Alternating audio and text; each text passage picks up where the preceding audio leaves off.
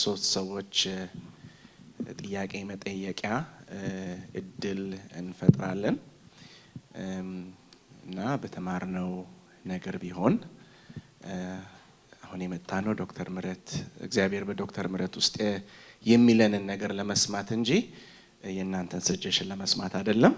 ስለዚህ ሰጀሽን ሳይሆን ጥያቄ በተማርነው ነገር ላይ ለመማማር እንግዲህ በትህትና እንደ ታናሽ ወንድማችሁ ጠይቃችሁ ጥያቄ ያለው ሰው ካለ ለዶክተር ምረት እንግዲህ we'll make this open ከዛ በኋላ ምን እንደምናደርግ እንቀጥላለን። ወንድም ማሪ የሆነ ጥያቄዎች አንድ ሶስት ናቸው። አንድ ፍሪት ናቸው። ምንድናቸው ጥያቄዎቹ? ቅድም ካነሳቸው ላይ በእድሜ ላይና በካልቸር ላይ እና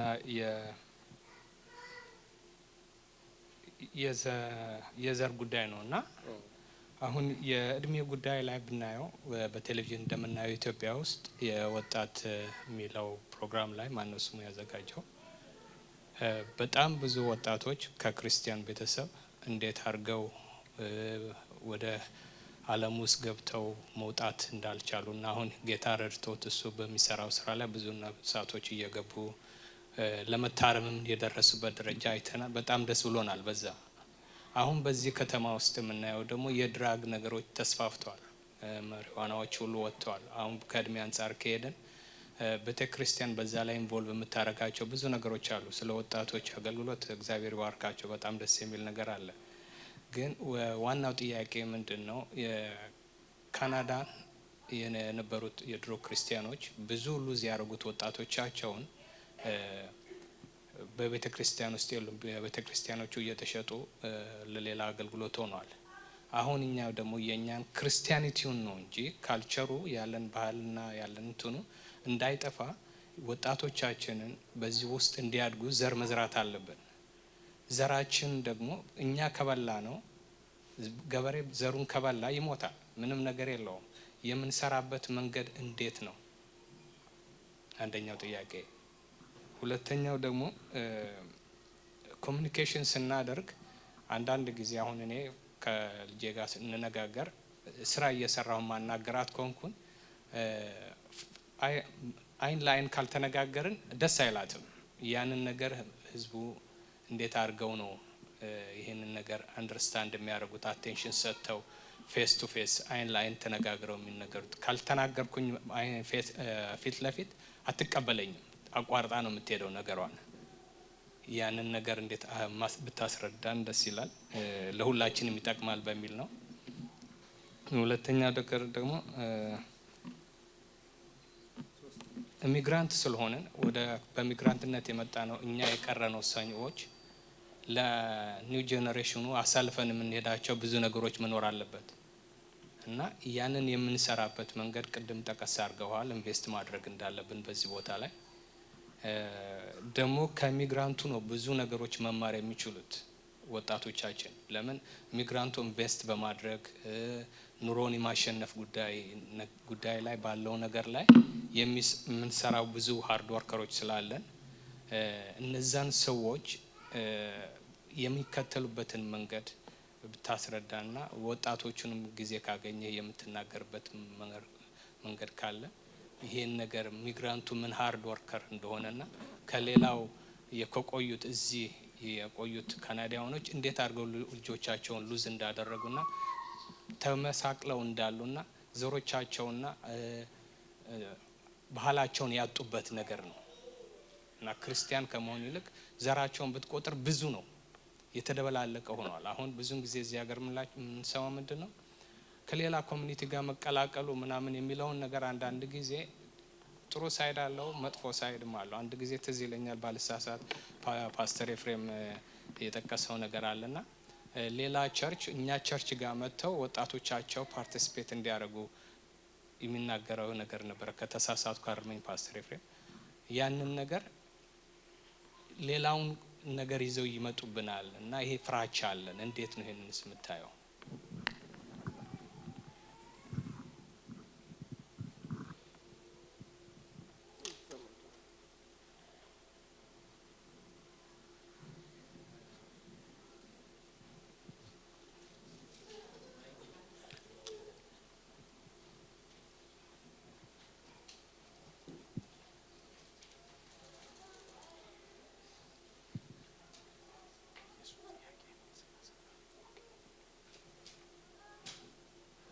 እሺ በቃ እሺ እዚህ ጋር እሺ ቆይ ሄዳ ከዛ እመጣለሁ። እሺ ለተሰጠኝ እድል በጣም አመሰግናለሁ። ዶክተር በመካከላችን ተገኝተ እንደዚህ አይነቱን ትምህርት ልትሰጠን እግዚአብሔር አንተንም ስለረዳ እግዚአብሔር ይመስገን። የኔ ጥያቄ ትንሽ እንግዲህ ፈርቻለሁ። የሚመለከተው በተለይ በለጋ እድሜያቸው ወደዚህ ሀገር የሚመጡ ወጣቶችን ነው። ብዙ ትኩረት ይደረጋል በዚህ ሀገር የተወለዱ ልጆች ላይ፣ ግን ገና የ20 ዓመት እድሜ እንኳን ሳይመላቸው የሚመጡ ልጆች አሉ። የእናትና የአባታቸውን ፍቅር በትክክል ሳይጨርሱ እዚህ ከኛ ጋር ስናገኛቸው እንደኛ ትልቅ የሆኑ ይመስለናል እና ብዙ እንጠብቅባቸዋለን። በዛ ምክንያት ደግሞ ብዙዎችንም ያጣን ነው።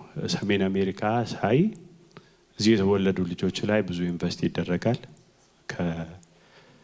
ከቸርችም አንፃር ከሁሉም ነገር አንፃር።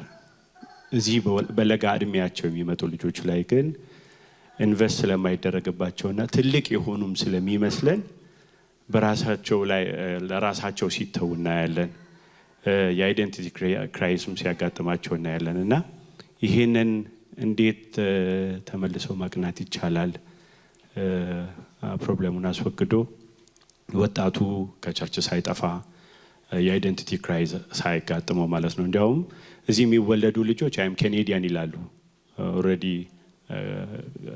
ካልቸሩን ዴቨሎፕ ስለሚያደርጉት እዚህ በ18 እና በ19 ዓመታቸው የሚመጡ ልጆች ግን ኬኔዲያንም ለማለት ይቸገራሉ፣ ኢትዮጵያዊ ለማለት ይቸገራሉ። ሲቆዩ የአይደንቲቲ መደባላለቅ ስለሚያጋጥማቸው ማለት ነው። እና እኛም አንረዳቸውም፣ ካናዳውም አይረዳቸውም፣ ራሳቸውን አይረዱትም። እና ይህንን እንዴት አስታርቀን ብቁ ዜጋ ልናደርግ እንችላለን የሚለው ነው ጥያቄ። ቴንክ ዩ።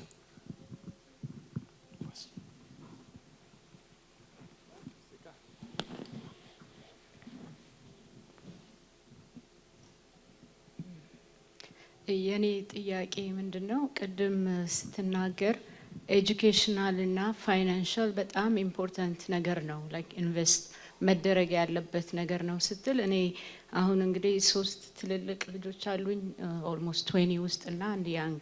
ያየሁት ችግር ምንድነው? እኛ ልጆችን ኤጁኬሽናሊ ሲመርጡ የሚፈልጉትን ነገር ሲመርጡ ኢትስ ቬሪ ሃርድ። እነሱ የሚፈልጉት ነገር አለ፣ እኛ ደግሞ በቃ ሰክሰስፉል ያደርጋቸዋል ብለን የምናስባቸው ፊልዶች አሉ እና በነዛ ፊልዶች መካከል ኮንፊውዝድ ሲሆኑ ብዙ አይቻለሁ። እዚህም ቶሮንቶ ኖር ያለው አሁን ምኖረው ኪችነር ነው። ግን በቃ ልጆች የሚመርጡትን አጥተው ወይ ወላጆቻቸውን ለማስደሰት የሚፈልጉትና የወላጅ ምርጫ እየተምታታባቸው ብዙ ታይም ዌስት ሲያደርጉ ላይክ years and years ከዛ ደግሞ የሚመርጡት ነገር ላይክ እና በዚህ ምን ትመክራለህ ለወላጆች? how do we guide them like ወደሚፈልጉበት ነገር ለመሄድ ወይም ደግሞ successful? እሺ ሜቢ አንድ የመጨረሻ ሰው ኦኬ እዚህ ጋር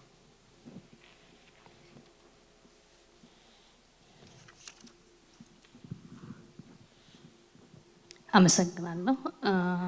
ብዙ ነገር ብለናል። ለልጆቻችን ምን ማድረግ እንዳለብን እኛ ወላጆች። ግን ደግሞ እኔ ከፐርሰናል ላይፌ 2 ልጆች አሉኝ፣ ባለትዳር ነኝ። ሳየው ለልጆቼ መስጠት ያለብኝ ነገሮች በሙሉ እነዛ የተባሉት በብዙ ነገር ያስረዳሃል፣ እኔ ጋር ራሱ ያሉ ብዙ ጊዜ እኛ ወላጆች ራሳችን አልሰራንም በብዙ መልኩ እና በአስተሳሰብ ሊሆን ይችላል፣ በእውቀት ሊሆን ይችላል። እዚህ ሀገር ስንመጣ ከካልቸሩ ጋር ከስራው ጋር ከእውቀት ጋር ራሳችን ፊት ለማድረግ ራሱ ከራሳችን ጋር ያለን ችግር እንዳለ ሆኖ at the same time ደግሞ ልጆቻችን ጥሩ እንዲሆኑ የተሻሉ እንዲሆኑ ከኛ የተሻሉ እንዲሆኑ ሁሉ ነገር ፊት አድርገው እንዲኖሩ as a Christian እንደገና ደግሞ as a civilized world ልጆች እንዲሆኑ እንፈልጋለን። ግን እኔ ሳየው ብዙ ነገር የሚጎለኝ እኔ ጋር ነው እና እንዴት ነው ወላጆች እኛ ራሳችንንስ ከራሳችን አይምሮ ጋር ካለው ካልቸር ጋር ራሳችንን አስታርቀን ፋሚሊያችንን ደግሞ ፕሮቴክት ማድረግ የምንችለው የሚለውን ነገር ትንሽ ትለን ደስ ይለኛል። አመሰግናለሁ።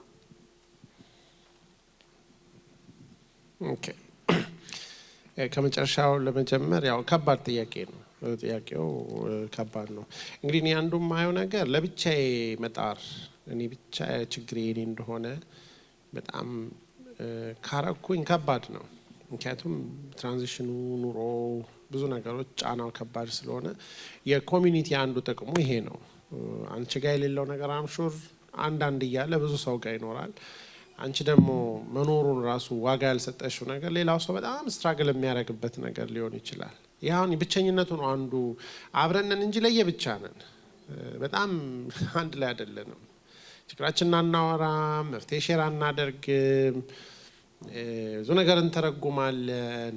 ስሞል ግሩፕ ይዘን አንድን ነገር ኤንድ ቱ ኤንድ የማሰብ ሪሰርች አድርጎ ሶሉሽን የማምጣት አሁን በጣም ያለንበት ጊዜ ሪሰርቸብል ታይም ላይ ነው ያለነው። ኢንፎርሜሽን ኢዝ ኢን ዘ ቲፕ ኦፍ አወር ፊንገር። ግን ያ ራሱ ስኪል ነው። ኦፕሽኖችን ማየት እንችላለን። በጣም ሪሶርስ ያለበት አገር ውስጥ ነው ያለነው። በጣም አንቺ የምትቸገሪበት ነገር የሆነ ቦታ ወሳጃቶ የተቀመጠ ሪሶርስ ሊሆን ይችላል። ኢንፎርሜሽን ኢዝ ኤቭሪቲንግ። ለዚህ ነው አብረን በመሆን ብዙ ነገር ሶልቭድ መሆን የሚችለው እና ከእግዚአብሔር በስተቀር ሁሉም መልስ ያለው ሰው የለም። ሁላችንም ችግረኞች ነን። እንትኑ ምንድነው የአንቺ ችግር የኔ እንትን ሊሆን ይችላል፣ የኔ ትርፍ ነገር ሊሆን ይችላል። ኢዚሊ ወይም የኔ ችግር አንቺ ጋር ትርፍ የሆነ ነገር ኢዚሊ ልትሰጪኝ የምትችይው ነገር ሊሆን ይችላል።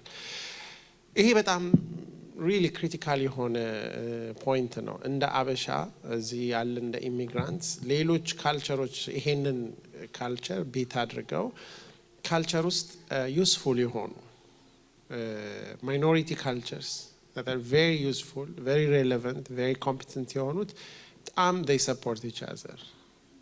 እሱ ክሪቲካል ይመስለኛል። አንደኛው ነገር። ሁለተኛው ነገር በፕሮሰስ ማመን አለብን።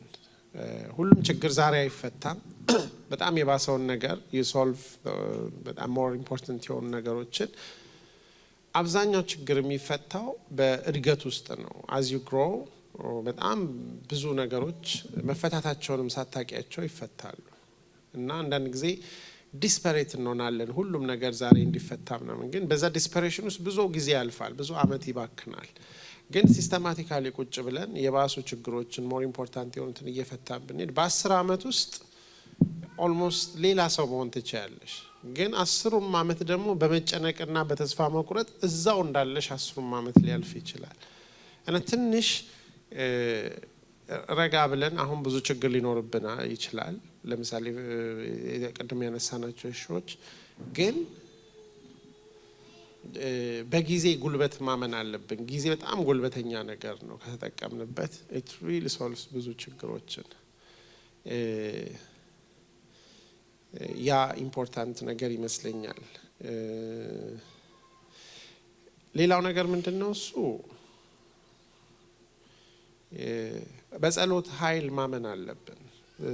አሁን ጸሎትን መደበቂያ ከማድረግ መጀመሪያ መውጣት አለብን። ከዛ ግን ከጸሎት ደግሞ መራቅ የለብንም። በጣም ብዙ እኛ የማንችላቸውን ነገሮች የማናውቃቸውን ነገሮች መልሳቸው የት እንዳለ እግዚአብሔር ያውቃል። ማ ከኛ ጋር ቢገናኝ በየትኛው ቦታ ብንሆን እንደምንረዳ እግዚአብሔር ያውቃል። በምንጸልይበት ጊዜ እንደሌላው ነገር ሁሉ ፕራክቲካል መሆን አለበት ጸሎታችን። ችግራችንን አውቀን ነው ወደ እግዚአብሔር መሄድ ያለብን። አብሮ መጸለይ፣ ጸሎት በጣም ብዙ ነገር ይፈታል። ግን ኢንተሊጀንት መሆን አለብን በምንጸልይበት ጊዜ። ጌታ ያስተማረው ጸሎት በጣም ስትራክቸርድ የሆነ ኢንተሊጀንት የሆነ ጸሎት ነው። ዝም ብሎ ድቡልቡል ጸሎት ጌታ ሆይ እርዳኝ ከሚለው ወጥተን በምንድነው የምንረዳው? ምን አድርግልሽ ዘንድ ትፈልጊያለሽ ከሚለው ጀምሮ እግዚአብሔር ደግሞ መልሱን ሲያመጣ ደግሞ ስቲል እየጸለይን መልሱን ማሳለፍ የለብንም። አይናችን ተከፍቶ መጸለይ። እነዚህ ነገሮች የሚጠቅሙ ይመስለኛል። ግን ትልቁ ነገር አሁን ለኛ ኢሚዲየትሊ ማድረግ የምንችለው ነገር ብዙ ነገሮች የከበዱን ለብቻ ስለሆነ ነው። ብዙ ሪሶርሶችን የት እንዳሉ ማናረግ፣ ሪሰርች የማድረግ ካልቸርም የለንም። ዝም ብለን ጉግል ማድረግን የምንመልሰውን ነገር ያልሆነ ቦታ ነው ስልክ ደውለን የምንጠይቀው እና ሪሶርሶች ያሉ ይመስለኛል። ቅድም ስለ ኤጁኬሽናል ኤክሰለንስ እና ፋይናንሻል ፍሪደም አውርቻለሁ። ልክ ነው። እንግዲህ አንዱ ልጆች ትምህርት ፊልድ ሲመርጡ ሁላችንም ስትራግል አድርገን ነው በአንድ በኩል ፊገር አውት የምናደርገው። ለሁሉም ሰው አንድ አይነት አይደለም ትምህርት። ሁሉም ሰው በትምህርት ነው ሰክሰስፉል የሚሆነው እኔ ብዬ አላምንም። ሰዎች ጊፍትነሳቸውን፣ ታለንታቸውን፣ ኦፖርቹኒቲያቸውን ማክሲማይዝ በማድረግ ፕሮሰስ ውስጥ ማለፍ አለባቸው። እንግዲህ የኛን ፍርሃትና ያልተኖረ ህልም ልጆች ላይ ከመጫን የመጀመሪያው መታቀብ ያለብን ያንን ነው። ብዙ ሰው ወላጅ ፍርሃቱን እና ስጋቱን እንዲሁም ደግሞ ለራሱ ያልኖረውን ህልም ነው ልጅ ላይ መጫን። ይሄ አይ ቲንክ ሪሊ አዌር ሆነን እነሱ እኛ አይደሉም የሚለው እውነታ በጣም አስፈላጊ ነው። ሌላው ነገር ግን ትልቁ መማሪያ መንገድ መሳሳት ነው። ምንም የሚቀልጡ ነገር አይደሉም። አንድ የተሳሳተ ዲግሪ ቢሰሩ እድሜያቸው አይበላሽም። ምንም ካለማድረግና በአምቢቫለንስ ውስጥ ሆነው ከሚኖሩ ኮንቪክትድ የሆኑበትንና ሪስፖንሲቢሊቲ የሚወስዱበትን ነገር እኛ አቅሙ ከሌለን ምክር የሚያገኙበትን ቦታ መፍጠር። ለምሳሌ በትንሹ ብትጀምሩ እዚህ ከ10 ዓመት በኋላ የሚገርም ካሪር ካውንስሊንግ ሴንተር ሊሆን ይችላል። ግን ዛሬ ፐርፌክት አይሆንም። የቀደሙ ሰዎች ሃይ ስኩል ያሉ ልጆችን ለአንድ ወርም ለምንም ለአንድ ቀንም ማሰልጠን ብትጀምሩ ከተወሰነ ጊዜ በኋላ ብዙ ሪሶርስ ስለሚኖር ብዙ ሰው እዚህ እየመጣ ምክር ማግኘት ይችላል። it has to be started። ሪሶርስ ሴንተር በጣም ፓወርፉል ነው፣ መደረግ አለበት። ከዛ ውጭ ግን በየሃይ ስኩላቸውም በየኮሌጃቸውም እንደዚህ አይነት ምክር የሚረዱ ሰዎች እንዳሉ ይመስለኛል። ሪሶርሶችን መጠቀም ያስፈልጋል። ሁሉንም ነገር እኛ ማወቅ የለብንም። የት እንዳሉ ሪሶርሶቹ ማወቅ ነው። ግን ልጆች ተሳስተው ይማሩ። if the worst comes the worst ማለት ነው። ምንችለውን ሁሉ አድርገን ልክ ስላልሆኑ የዓለም መጨረሻ አይሆንም። አክቹአሊ ስናሴት ማንዴላ ምን ይሉ ነበር? እኔ ተሸንፌ አላቅም፣ ወይ አሸንፌ ወይ ተምሬ ነው የምወጣው ይላሉ። እና መማር ራሱ የማሸነፍ አይነት ነው ሰዎች እና ያንን መረዳት ጥሩ ነው ብዬ አስባለሁ። ቅድም እዛ ጋር ወንድማችን ያነሳው ጥያቄ ይሄ እዚህም ያልተወለዱ እዛም አድገው ጨርሰው ሳይጨርሱ የሚመጡ ልጆች በጣም እንዳልከው ትራንዚሽን ላይ ስለሚመጡ የራሳቸው አድቫንቴጅ አላቸው። ብዙ ያልባከነ እድሜ ስለሆነ እዛ በነበርንበት ሀገር ውስጥ ያሉትን ሊሚቴሽኖች ለማለፍ የተሻለ እድል ይኖራቸዋል። ከዛ አገር ማግኘት የሚገባቸውን ነገር ሁሉ ይዘው ስለሚመጡ ፋውንዴሽናል የሆነ የካልቸር እና የማንነት ነገራቸው ጥሩ ነው የሚሆነው ሪሌቲቭሊ። እዚህ እንግዲህ 40-50 ሆነን ከምንመጣው ሰዎች የተሻለ ቶሎ ራሳቸውን አጀስት አድርገው ካልቸር ውስጥ ለመግባት ይችላሉ። በሌላ በኩል ይሄ እነሱ የሚመጡበት በተለይ የቲን ይርስ የአስራዎቹ እድሜ ያው ሰው ማንነቱን ፊገር አውት የሚያደርግበት የአይዴንቲቲ ፎርሜሽን ታይም ስለሆነ የአይዴንቲቲ ኮንፊውዥን የመፈጠሩ ነገር ካልቸር ሾኩ በጣም ኦልሬዲ ውስጣቸው ብዙ ቼንጅ በሚካሄድበት ሰዓት ስለሆነ ሀፕን የሚያደርገው ለክራይሲስ ፕሮን የመሆንና በቀላሉ የመነዳት እምቢ ለማለት የማይችሉት አይነት ኢንፍሉዌንስ ውስጥ የመግባት ነገሩ ሀይ ነው እና ስፔሻል ፕሮቪዥን እና ስፔሻል ኬር ቢያገኙ ጥሩ ነው። አንድም እንዳልከው ትልልቅ ናቸው ተብሎ ስለሚታሰብ በምን አይነት ስትራግል ውስጥ እንደሚያልፉ ብዙ ሰው አንደርስታንድ አያደርግም። ስለዚህ ብዙ ነገር ኤክስፐሪመንት የሚያደርጉት እዚህ እንደተወለዱት ልጆች መርጠው አውቀው ነገሩን ከነ ኢምፕሊኬሽኑ ግራና ቀኙ ገብቷቸው አይደለም። በቃ አክሰፕተንስ ለማግኘት እምቢ ማለት የማይቻል ስለሚመስላቸው ብዙ ነገሮች አሉ ያን ነገር ኢንሳይት የሚያደርጉ እና ብዙ ስትራግል ያደርጋሉ። እንግዲህ እንደዚህ አይነት ኮሚዩኒቲ አሁንም ጥቅሙ ምንድን ነው? ሰዎችን ሁሉ በአንድ ባስኬት ውስጥ አለማስቀመጥ። እነዚህ ምናልባት ዩኒክ የሆኑ ስትሬን ናቸው፣ ይለያሉ። እና አንዳንድ ጊዜ እንደዚህ አይነት ልጆች ሲመጡ መጀመሪያ በወር አማርኛ ተናጋሪው ቸርች ውስጥ ይገባሉ። የዚህኛው የአማርኛ ተናጋሪው እንትን ወጣትና አዲስ ገቢ ስለሚሆኑ ያው የቆየውን ኳየር ያደምቃሉ፣ እቃ ያቀብላሉ፣ እንደኒ ነው መዝሙሩንም የጉባኤውን ያደምቃሉ። ግን what's going on in them nobody knows. They are the most junior people. እዛኛው መሄድ አይፈልጉም፣ ምክንያቱም እንግሊዘኛቸው በጣም ስለሚያስወቅሳቸው የአማርኛ ብርቅዬ ሆነው ወደዚህ ይቀጥላሉ። ከፍ ሲሉ ደግሞ ያው ትንሽ እንግሊዘኛውም ሲስተካከል እዛም መግባት ይፈልጋሉ። ሳማው ግራ እንደገባቸው ብቻ ያልፋል የተወሰነ አመት እና ያ ብዙ ኢምፕሊኬሽን አለው። መጨረሻ ላይ ብዙ ፕሬሸር ስለሚሆን ይቸገራሉ። እንግዲህ ይሄ ጥያቄ ከመነሳቱ ጀምሮ እንደዚህ አይነት ነገር ውስጥ ለሚያልፉ ልጆች አንደኛው ነገር በተለይ በቋንቋ ራሳቸውን በዚህ ሀገር ሲስተም ትራክ ውስጥ ከማስገባት ከትምህርት ከስራ አንጻር እገዛ ካገኙ ቶሎ they would make it አስዩም አለማድረግ ነው። ብዙ እገዛ ኢንቴንሽናሊ በዚህ በወጣትነት እድሜ እዚህ የሚመጡ ልጆችን 10 እና 20 አመት ሳያባክኑ ቶሎ within a year or two ትራካቸውን እንዲያገኙ ካረግናቸው they can easily assimilate እዚህ ሀገር ባለው ካልቸር still they are very flexible። ግን መጀመሪያ ላይ ባዶ ቦታ ከጣልናቸው ለብዙ ነገር ቪክቲም ሊሆኑ አድቫንቴጅ ሊወሰድባቸው ይችላልና ቤተሰብም ገና ራሱን አጀስት በማድረግ የቤት ኪራይና መኪና በለማመድ ላይ ስለሚያተኩር እነሱ ቤትም ነው የሚረሱት እዚህ ብቻ አይደለም። ስለዚህ እነዚህ ልጆች ላይ አይ ቲንክ ዩዝ ሚኒስትሪም ስፔሲፊካሊ ገዛ ሰጥቶ መስራት አለበት። በጣም ጥሩ ነጥብ ነው ብዬ አስባለሁ። መሀሪ ያነሳቸው ጥያቄያዊ ምክሮች ነው የምላቸው በአብዛኛው ራሳቸውን የሚመልሱ ጥያቄዎች ናቸው። very good points eye to eye communication ጥሩ ነው በጣም I think verbal communicationችን በጣም ትንሽ ፐርሰንቴጅ ነው የሚይዘው። አብዛኛው ነገር ነን ቨርባሉ ነው። ልጆች ደግሞ በጣም ኦርጋኒክ ስለሆኑ ያንን ዴማንድ ያደርጋሉ። ያው እኛ ኢንኦርጋኒክ ነን ማለት ነው።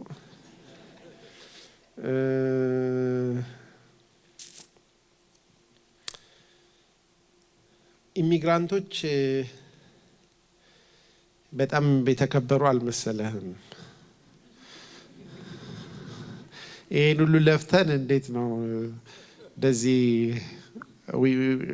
we've made it so you know experience is the best education ገብቶኛል ነው አልገባኝም?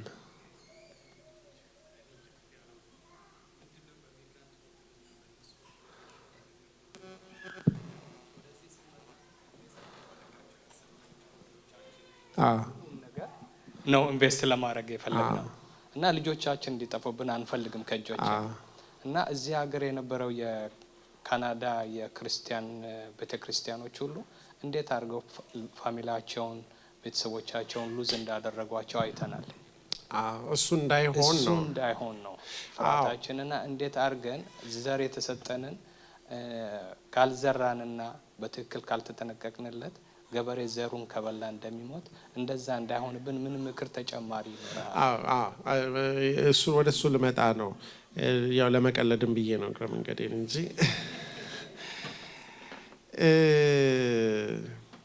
አሁን ለልጆቻችን የምናደርገው ነገር ኢምፖርታንት ሆኖ ሳለ ከልጆቻችን ጋር የምናደርገው ነገር ደግሞ ሞር ኢምፖርታንት ነው። ከኛ ጋር ኮምፒት የሚያደርጉ ፎርሶች በጣም ስትሮንግ እና ኦርጋናይዝድ እና መልቲፋሴትድ ናቸው። there are many education, media, technology, the culture, you're competing with all that.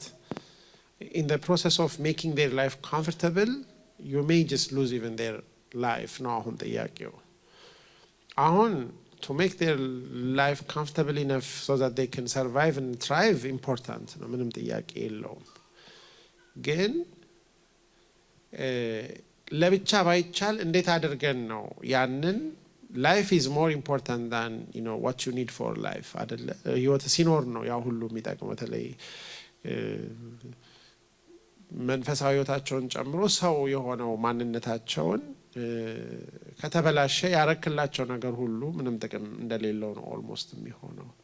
ለዚህ ነው ያንን ነገር ኢግኖር ሳናረግ ልክ ለምሳሌ አንድ ጫማ፣ አንድ መኪና፣ አንድ ቤት ስትገዛ ከጀርባው ብዙ ጊዜ ኢንቨስት ያረክበት ገንዘብ አለ በስተጀርባው፣ ዝም ብሎ አልመጣም። የሰው ህይወትም ልክ እንደዛው ኢንቨስትመንት ይፈልጋል። the difference is invisible. When you spend time with your kid, or when you walk with your kid, or when you have coffee with your kid, there is no money that transaction or the money you count አይኖርም። ስለዚህ you don't see the value of that unless you see it for its own sake. ግን if you buy a car for your kid, you know for how many hours you worked, how much money you invested on ምናምን ነገር ይታያል። ግን end of the day, once a week for 2 hours over coffee የምታጠፋው ጊዜ probably is much more worse than the car you bought for your kid. ይሄ ነው አሁን ኢንቪዚብል የሆነውን ነገር ነው ሰዎች ሉዝ ያደረጉት። ማቴሪያልስ ናቸው አሁን ብዙ ይሄ ሲቪላይዝድ የሆነውን ወርልድ የጎዱት። in the pursuit of a comfortable life, the meaningful life or the core life ነው lost የሆነው አሁንም። እና ምንድነው ልብስ ከሰውነት መብልም ከነፍስ አይበልጥም ይላል እግዚአብሔር ቃል አይደል? ግን አሁን ጥያቄ ምንድነው do we really believe ሰውነት ከልብስ ይበልጣል ነፍስ ከመብል ወይም ከምቾት ይበልጣል ብለን እናምናለን ወይ ነው ጥያቄው። in life ይሄ ኮንስታንት ሪማይንደር ያስፈልጋል። የሰው ልጅ ይሄንን እየረሳ ነው በእያንዳንዱ ሲቪላይዜሽን በእያንዳንዱ የቸርች ሂስትሪ ውስጥ when life becomes comfortable we ignore the soul, we ignore the spiritual, we ignore God.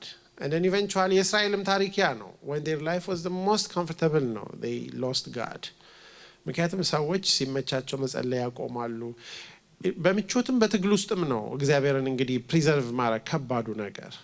and then the most important thing ያ ነው። ያንን ግን ሪማይንድ ለማድረግ እኛ ስለማንበቃ እርስ በርሳችን እንተጋገዝ፣ እንተዋወስ፣ የሆነ ሰው የት እንዳለ እንጠያየቅ። በተለይ ለእኛ ቀርቶ እዚህ ኮምፎርታብሊ 3-4 ጀነሬሽን ለኖሩ ሰዎችም መንፈሳዊ ህይወትን ሉዝ ማድረግ እንዲቀላል እንደሆነ እናያለን።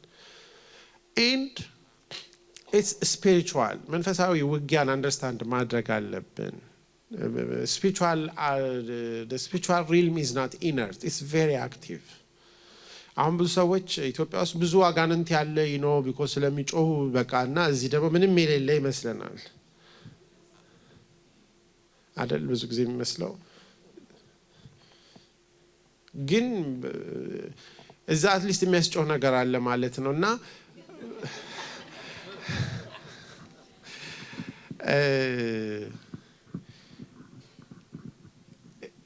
it's very spiritual. The fight is for the soul.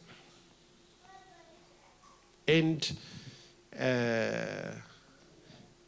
spiritual forces, demonic forces, they are active. They are still working hard, especially on the Western soul. አሁን ትልቅ ትንቅንቅ ላይ ነው ያለው። there is a big fight for people's soul, for nation's soul. እኛ we're here for a bigger purpose than just making it in life. ግን still ገና አላገኘ ነው። we haven't it found. Still we're struggling on how to make in our living ነው እንጂ what's the big purpose of God for him to put us here ምንድነው? እንደነ ጳውሎስን ስታስበው ሮም እስር ቤት ሆኖ የሚጽፈው መልእክቶች ዛሬ መጽሐፍ ቅዱስ የሆኑት እነኛ ሰዎች በዛ አስቸጋሪ ነገር ውስጥ በጣም ፐርፐዛቸው ነው ያኖራቸው። አንገታቸው እየተሰየፈ the life they live እኛውን እንደነሱ ዋጋ ከፈሉ ብንባል ምን እንደምንሆን አላውቅም። ግን አሁን ከምንፈራው ነገር ደግሞ ማምለጫው እሱ ነው። end of the day is spiritual no, it's በጣም መንፈሳዊ ነው። there is a battle going on. ግን መንፈሳዊ ውጊያ ውስጥ ነኝ ብለን ደግሞ ዳመና ውስጥ መኖር አንችልም። we have to live መሬት ላይ። ግን ደግሞ መሬት ላይ ሆነን ስጋውያን ብቻ መሆን ደግሞ አንችልም። ይሄንን ባላንስ ስትራይክ ማድረግ አለብን። አሁን እነኚህ ቸርቻቸውን ሉዝ ያደረጉት መንፈሳዊ ዌስተርን ቸርች the way how now things are really crumbling, it's spiritual.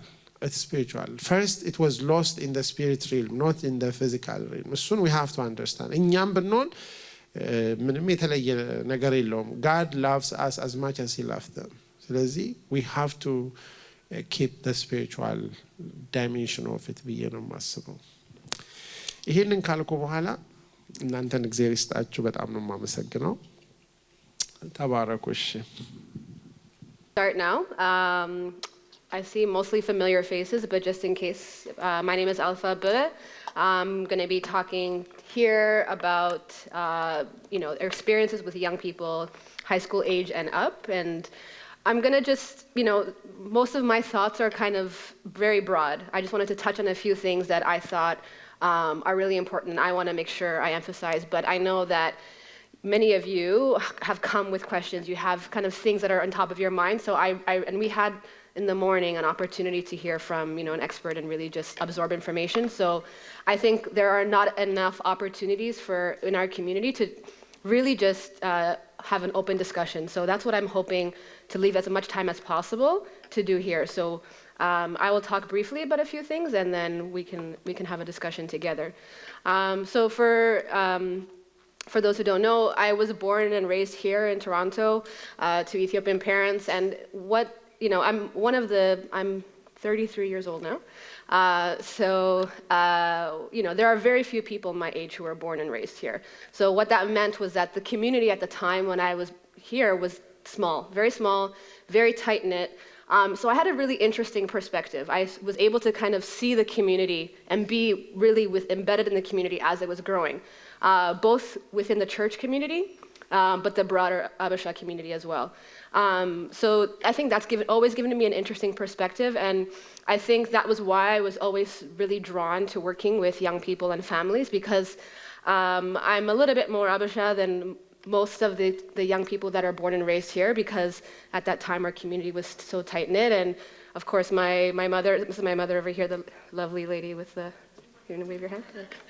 My mother was very, good about making sure I had that opportunity to be immersed in the culture. But I don't think it's only because she tried so hard, because I'm sure many of you try very hard as well. But at the time, the community was just that much more tight-knit. And so because I've always had one foot in, I had enough of an understanding, I felt, of both sides to be able to help other people navigate. So I often found myself talking to young people, helping them try to understand their parents a little bit better in that experience, and talking to parents and trying to demystify and understand the experiences of their young people. And so as a young person, I helped to start a youth organization called Young Diplomats. At the time, we were just, 18, 19-year-olds in the community that just wanted, especially for those of us who were the first in the community, right? I had nobody to tell me how to apply to university. I had nobody to tell me, how to do these things.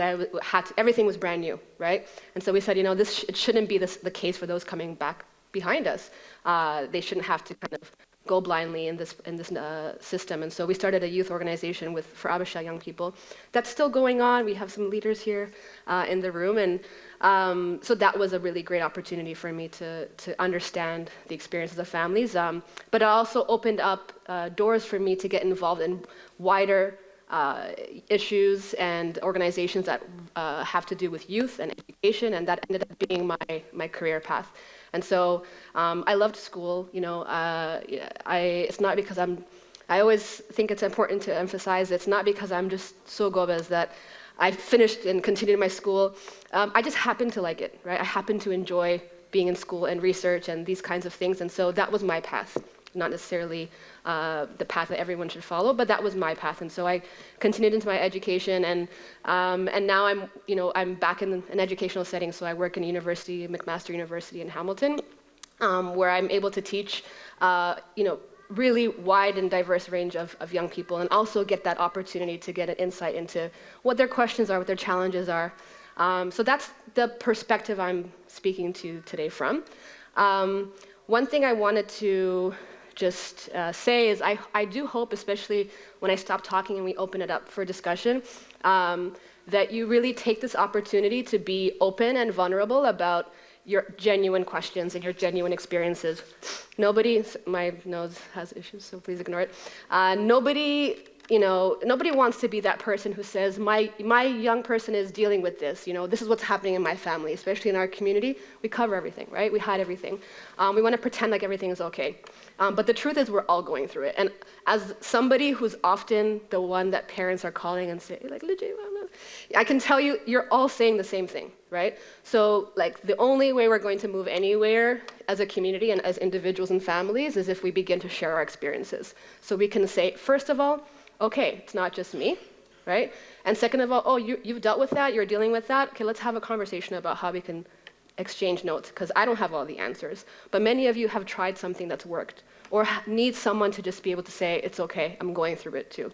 So I hope we can make this a safe and open space for discussion.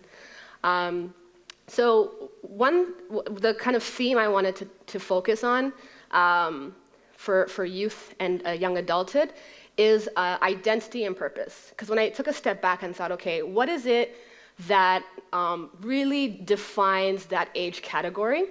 I really feel like the overarching theme really is about that search for identity and purpose. This is the thing that really gets triggered at that age, you know, that transitional age out of the teen years and into the young adult years, where people are kind of looking out into the world, stepping outside of the comforts of their home, and you know, moving outside of the formal structures of, you know, high school and starting to look out. And it's about all of a sudden the world becomes very big, right? Before your world was very small.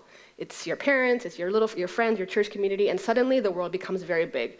And it's an overwhelming task to figure out, who am I? And who am I in this big world? So that's kind of the thing that I just wanted to place as the overarching theme. And you know, in the earlier years, you have, you know, when they're younger, you're focused on building their skills and their capacities, right? Like their ABCs, these elementary things. You know, as they move into the young adolescent years, it's about building their self-esteem, right? Because when they're 8, 9, 10 years old, making sure that they have a good sense of their capacity, that they have good behaviors, right? That you're setting the foundation for good character. And so as they're moving into their young adult years, I think that real monumental thing, and I think if as parents you really start to understand that this is what your young person is really dealing with, it can really shift the dynamic in your household and your relationship and your communication. If you have a real understanding that these behaviors and these things that look so crazy to you and confusing and you're not able to get a grasp of, if you can understand that it's part of this messy process of trying to figure out where you belong in this world, I think it builds some understanding. And, you know, again, thinking back to even my own upbringing, right? It's already a complicated and challenging task to create an understanding of your purpose. Now you have an added layer of complication or challenge, which is that you have this sort of cultural gap that exists within the household that makes it difficult. You know, trust me, even the white families, the Jewish families, even these families that have been here for multiple generations, there's always going to be a gap between parents and their kids. Doesn't matter if there's a cultural element or not. But of course, there can be an added challenge when, you know, I think Dr. Miret already talked a little bit about those language barriers and those cultural barriers. So this is the scene, you know, this is the context that the young people are moving and trying to figure out. And so I wanted to just mention a few of the things what I mean when I'm talking about identity and purpose. Like, what are these things that they're grappling with, that they're wrestling with, and trying to see, you know, like, who are they in relation to these things? So one is, you know, gender. Their gender norms, right? What does it mean to be a man in this world? What does it mean to be a woman in this world? How am I defining that, right? And, you know, many of you come from a cultural context where that's very black and white. This is what a man does. This is who a man is. This is what a woman is. This is what a woman does, right? And I'm not just talking about sexuality. I'm talking about just, you know, everyday, like who am I, right? But these categories are much more blurry and flexible. And that's not necessarily a bad thing, right? Like, it's important to expand our understandings of these things, but it's one of the big key things that, especially as a young adult, you're trying to really establish, right? Because up until that point, these are not questions you were necessarily being asked of yourself, but suddenly this has become something where you have to make a definitive decision. Like, how am I going to express my masculinity? Am I going to be this big tough guy? Or, you know, am I going to be a man with different behaviors? And how does that affect my relationship within my family? How does that affect my relationship with other women in my life, right? These are some of the things. So I'll just mention them, and then we can talk about it during the discussion period. The other is faith and spirituality, right? I'm sure many of you have the experience of, you know, having a child who you did all the right things. You raised them in the church, you know, had Bible study at home, you did everything you possibly could to nurture their spiritual life. And maybe they're not here anymore, right? Because again, this is the age where suddenly you're like, okay, there's this sort of light bulb where, you know what, this has to be something that comes from me, right? And questions, I remember for me that, I grew up in the church and all of that and was very committed, but my first year university, I took a philosophy class. And basically right out of, basically week one was, is there a God, right? And these are things that I didn't even question really or properly question up until that point, right? And it just completely complicated my relationship with God, which I think was good, because I don't think your faith can be something that's inherited, right? As you cannot just, wouldn't that be great? But unfortunately, that's not how it works. So I actually think that was a turning point for me in my faith journey, where everything I thought I knew was just washed away, and I had to build it back myself. But it's a scary and messy process that's happening during this time. And you have all kinds of other things that, you have New Age spirituality and all these other ideas of what spirituality is that are also being mixed in in their cultural context, that they have to make sense with the faith that they receive from their parents. So I talked a little bit about gender, but also, of course, with gender, sexuality, as well as relationships, right? Obviously, we know one of the biggest things that young people are thinking about in this age, whether you want to accept it or not, is, relationship with, having boyfriends, having girlfriends, like thinking about marriage and family, just all of the challenges, all of the questions, all of the fun and excitement that comes along with all of that.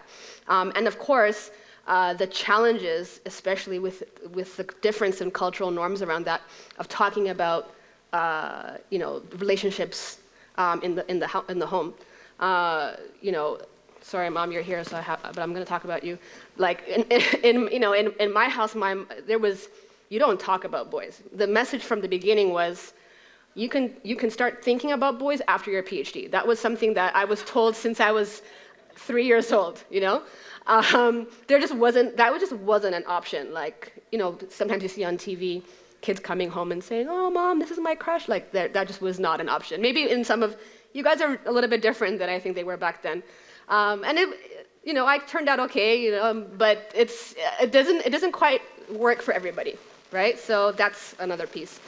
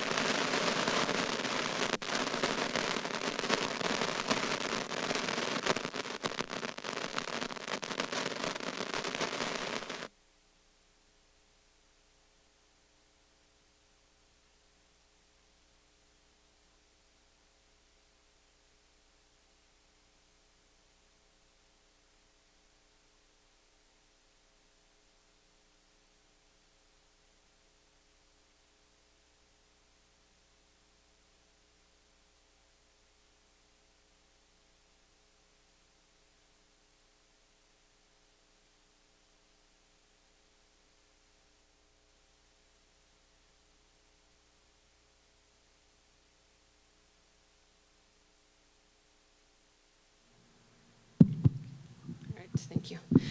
Okay, the next one is race and culture. So again, whether you talk about race in your household or not, the minute they step outside of your house, they are black boys and girls. And I think we are living 2019. I think we're much greater understanding of the realities that come along with race than our parents did, many years ago. So they're trying to figure out what that means and how does that connect with their Ethiopian or Eritrean identities as well, right? Again, with their Ethiopian and Eritrean ideas, again, unfortunately, culture is not something that you can just force feed to your children, right? And actually, my research, my academic research, has focused on Ethiopian youth and how they negotiate their own relationship to their Ethiopian culture, and it's never going to be what you wish it would be, right? It happens on their own terms and in their own way, and this is the prime time when they really begun to say, okay, wait, what does it actually mean for me to be Ethiopian, right, or Eritrean? And maybe it means nothing. Maybe at this moment in time, that's not the most important thing or the most central lens that I'm looking at the world. with, right? Because that's what culture, that's what identities are. They're, if you think of like a camera lens, they're lenses that you put on that shape the way that you view the world, that shape the way that you interact with the world, right? So the gender, race, culture, think of all of these as lenses that you're putting on a camera that make, you know, there's a different tint, a different color, right? And so this is part of, again, that dynamic. And the last one I just wanted to talk about was political ideology and activism. This is something I really see happening with students, or well, yes, with students, especially on university and college campuses. Once they finish high school, the age where they really start to think about themselves as political people, right? And you know, it becomes a very, very, very big part of the way that they organize their activities and think about themselves. It's something that they're very passionate about, you know, about different social issues, whether it's about racism, whether it's about the environment, whether it's about liberal parties and conservative parties or whatever that might be. You see that becoming a really important part of their identity and their purpose. That begins to shape the way that they navigate in the world. It often doesn't, you don't see a lot of that in the home, because usually they don't really talk about those issues in the home, but you see that it becomes a really important aspect of their lives at that point. So those are some of the things that, you know, are part of it. And I think one thing I really wanted to, that I always talk to young people about, and I think would be really useful if our families had a better understanding of, is that, you know, what happens is up until this age, most of your life is being shaped by the educational system, right? And so the message you receive, for the most part, is that your purpose on this planet is connected to your education and your career, right? When you meet a young kid, what do you say? What do you want to be when you grow up, right? The message that you receive so often as a young person, especially in this cultural context, is that your career is who you are as a person. And so there's a lot of that's an issue in my perspective, because first of all, then you see so many young people with huge amounts of anxiety when it comes to choosing their university and college choices. How is a 17-year-old supposed to figure out who they're going to be in this world, right? Because for them, the message that they're receiving is that it's not just what job are you going to have, who's paying your checks, but you have to decide who you're going to be as a human.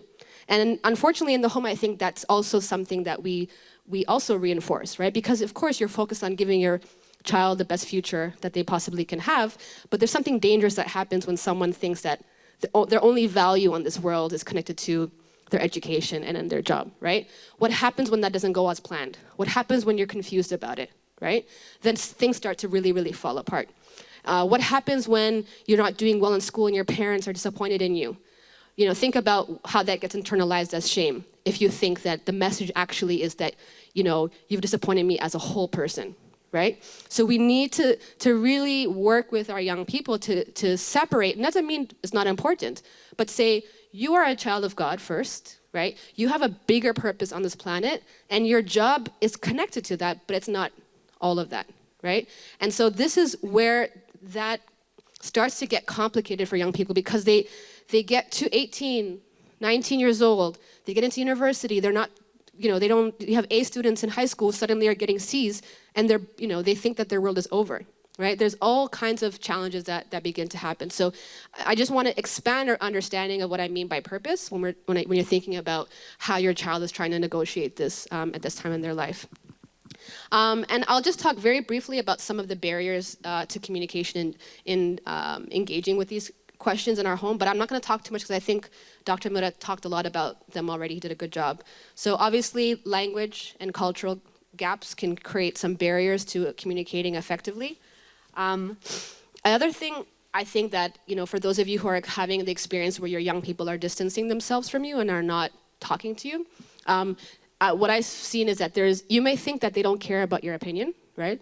That they're just dismissive of you, but actually many of them have, all they want is to make you proud. That's all they actually want. You would be surprised. You would be surprised. That's all they actually want, because their entire life, all the validation that they've received has been from their parents, right? Gomez, great, you know, good job, like my son, my daughter. And so that doesn't just disappear. That's all they want. That's what really provides that fulfillment for many of them. But for many of them who suddenly are still struggling, out in the world, to put all of these complicated pieces together, and maybe you're not happy with them right now, or maybe they just assume you're not happy with them. There's an expectation that I just wish, you have no idea how many of your children come up to me and say, oh, if you were my parents' child, they would love you so much, because you did your PhD, and oh, you're just the dream child. Oh, I'm sure, my parents wish they could have you as a child, right? Because the message that they're receiving is that, that's what's valued, right? That's the only thing that's valued, right? So sometimes that shame, they create that distance in between themselves and their parents because they think that they've already disappointed you, right? In the Abasha community and many immigrant communities, I should say, also, there's no room for error. It's another issue, right? You can't come to your parents and say, Mom, Dad, here's what I'm dealing with. I failed this course. Wayne, everything is collapsing from that point onward, right? You're not allowed to fail, right? One of the things that I think, why I think white people specifically do well, one of the reasons why I think they do well as adults in different career aspects is they've always been taught that this planet is yours. Take the risks that you need to. If you want to fail. We'll pick it up. We'll figure it out from there, right? Because they have that entitlement. But many of you've made so many sacrifices to come here. You're scared. You have no idea. If you fail, then what happens? You don't know, right? Does that mean it's done? And you transfer that fear to your kids sometimes, right? And so you tell them that you cannot fail. You can never make a mistake. But I think if I pass the mic around, all of us can say that we've all failed, right? We've all made mistakes, and we're okay, right? First of all, God redeems us and our mistakes. Second of all, you figure it out, right? And so when young people think that they're not allowed to make mistakes, then they create that kind of wall. Because I can't talk to my parents about that. Oh my God, if I told my parents this, you have no idea what there's just not an option. And I think particularly for young men, we haven't created a culture of being open and vulnerable, right? I'll speak to the fathers here because I've seen this as a real huge issue with the young men, that they don't know how to communicate as young men because culturally, as older Abasha men, you don't talk about your feelings. That vulnerability is not part of what you learned, and it's not something that you necessarily have created as a habit with your sons. And so they don't know how to talk to you. And suddenly what happens is they become young adults and their fathers are trying to, insert themselves. And but we never had this kind of communication before, right? So again, this is connected to the masculinity. What does it mean to be a man? Are you even allowed to be open? Are you even allowed to talk about your feelings and your fears? So I'll just finish talking with a few tips and strategies that I think are worth considering, and then we can kind of have a discussion from there. So number one, listen. And listening sounds very simple, but I think, as you know, it's not, right? I can always tell if someone's actually listening to me or is thinking about what they're going to say next, right? Or is already made their mind up, right? So genuinely listening, saying, okay, and this is so important, particularly for your young people as they become adults, because they are now whole people, they're actual people now. And so if you do not adjust your relationship with them, right? Because up until this point, you're talking to them, right? You're talking at them. But they're now fully adults. These are people who can drive, who can vote, who can drink, who can buy a house, who can get married. These are actual full adults in the eyes of the law, right?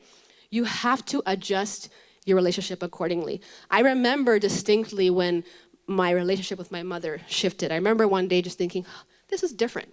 We're having an actual conversation. I feel like she respects my opinion and she's actually, hearing me. And I think that has to happen sooner. Because they're out there in the world operating as adults. And there needs to be, I know in our culture, a child is always a child. But you're never, Dr. Murat was talking about, developing a friendship with your children. That's the beginning of that has to come from you, where you take down the pride of being a parent, and you will always be the parent, but establishing some ground for genuine communication. I was talking to young people earlier. I asked them, what are some things you want me to say to this group? And one of the other ones was, manage your reactions. Like if your young people are coming to talk to you about something, even if inside your head you're going crazy and you're really just gonna lose your mind, you need to find a way to manage that in the moment. And if that means to say to them, I need a day or two to just process this and think about this and pray about this, and let's set a time to talk about it, then that might be one way that works for you. Find some way to do that. Or to say, I don't even know how to deal with this. Maybe let's seek some counsel and bring someone else into this so that we can have a conversation together. Because if you are reacting with all of your emotions, there's just no opportunity there for genuine discussion. Many times, especially in the teen years, no matter how great you are communicating, no matter how great your intentions are, your teens just don't want to talk to you. And no matter how great your ideas and advice are, they're not going to listen. That's just, think back to your teen years, right? Like that's just kind of what happens at that life stage. And so another thing is maybe to direct them to mentors, right? If they don't already have them, to encourage them to say, okay, look, if you're not going to talk to me, go talk to your older cousin. Go talk to the youth pastor. Find someone who you trust and you can connect with, and encourage them to have some communication with somebody. Remind them that you love them, regardless. It's so clear that your love is unconditional to your kids, but they don't necessarily always feel that, right? Sometimes you need to actively remind them, you know what? Even if all these plans and if all of this crashes, you will always be my child. I will always love you unconditionally. Find ways both in your speech, but in your actions to make sure that they know that. Because that's what's I said this when we had our forum a few months ago, I said the same thing. That's what's gonna make the difference between somebody who's going to, maybe go out, make some really bad mistakes, and the person who comes back home is the person who knows that they will be accepted. So what are you doing now to ensure that your children know that? You know that, but how do they know that, right? And the thing that I found really helped with in my home, at least as a young person, is when I started to have a genuine understanding of my mom's, especially my mom's, like the fears that were driving her actions, right? When I started to realize, she's not just being unreasonable, she's just trying her best, and she doesn't understand, right? She doesn't understand, when I was growing up, I decided, since I was 10 years old, I said I wanted to be a lawyer. That came from me. I said, I want to be a lawyer, I did everything to be a lawyer. And then one day I told my mom, guess what, I'm not going to be a lawyer. And she lost it. Am I lying? No, I'm lying, right? She was just, and that dream never came from her, it came from me. But when I just told her, this is at the end of my undergraduate degree, imagine. So it was a real challenging time in our relationship. And it was so hard for me, as well.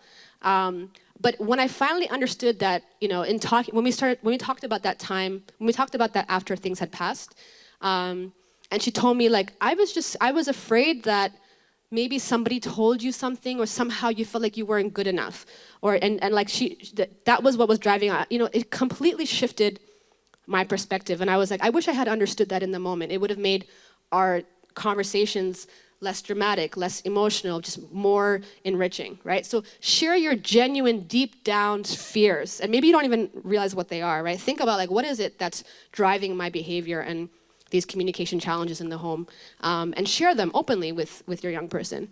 And finally, work with your child to identify their God-given gifts, skills, and passions. Like I said, your purpose in this world is not going to be just your job. And even when it comes to your job, not everybody's going to be a doctor, a lawyer, an engineer, right? Actually, very few people are going to be. So if all of you are telling your kids that your only definition of success is if you're a doctor, lawyer, engineer, and if actually none of them are going to be a doctor, lawyer, engineer, we have a lot of unhappy young people and a lot of unhappy parents, right? We need to have a bigger, understanding of the possibilities that are out in the world, and we need to also speak to our young people to make sure that they understand that their purpose in this world is, first of all, of course, rooted in who they are as children of God. And also, building on all, how powerful it would be if you, as a parent, said, you know what, I've just always noticed that you're just really, really, since you were a kid, you've always been really great at putting things together. Like you've just always had that God-given talent. Why don't we explore that a little bit more? Like, what are some job opportunities that are part of that? What are some ways that you can volunteer? What are some ways that you can develop this as a hobby, right? Because you as a parent have such a powerful voice in your young person's life, and you have that lifelong perspective where you have so much to share that can shape their understanding of, how they might want to make an impact in the world. So I'll stop there. We have about 20-25 minutes to maybe share your questions, your concerns. If nobody has questions, I have questions I can ask to you to generate that. But I'll stop here and see first if you have any questions of your own. I'll give you a minute. Hi, Mulat.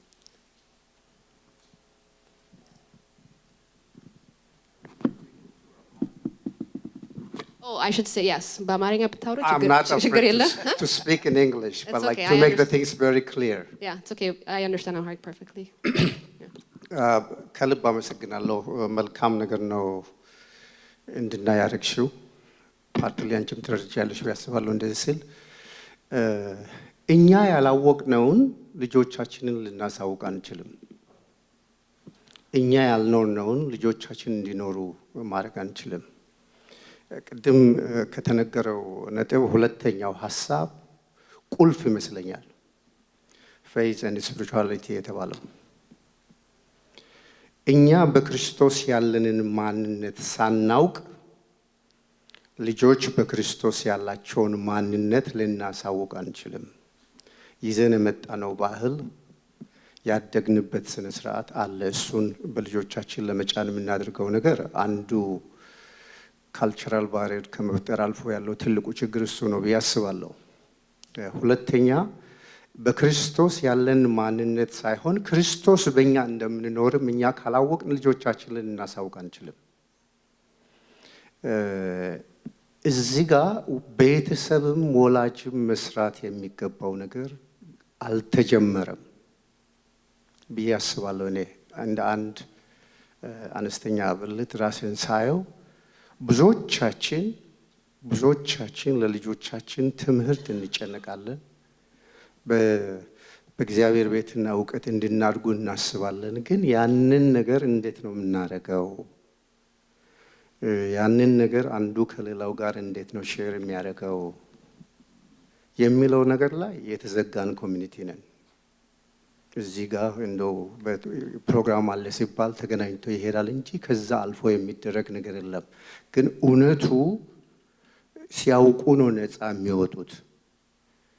እንኳን ዩኒቨርሲቲ የሚገቡ ልጆቻችን ቀርቶ በአንደኛ ዓመትና በሃይ ስኩል ልጆች የሚያጋጥማቸውን ጥያቄ ቤተሰቦች እንኳን እንደ ቤተሰብ ቢቀርቡ ለመመለስ ይከብዳል ብዬ አስባለሁ። ለምን ሃይ ስኩል ስላለው አያለው የአይደንቲቲ ችግር ትልቁ በሽታ የሚታገሉበት ሁዋያም የሚለው ላይ ነው።